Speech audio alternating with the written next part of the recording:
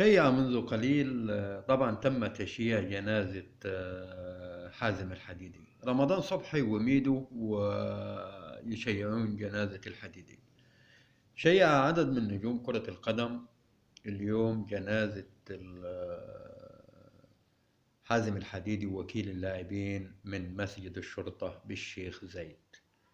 طبعا حضر عدد كبير من نجوم الرياضة، كان على رأسهم طبعا أحمد حسام ميدو وخالد مرتجي وعضو مجلس إدارة النادي الأهلي ورمضان صبحي وأحمد حسن ووليد سليمان وحسام غالي وخالد بيبو ومحمد فضل ومحمد بركات وعصام الحضري.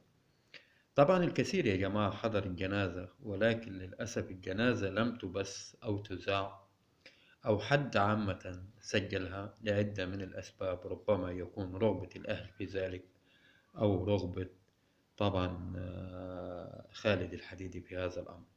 حضر أيضا عماد النحاس وسمير كمونة وأحمد فتحي ومروان محسن، والكل ساد عليه الحزن في هذا المشهد. إنا لله وإنا إليه راجعون.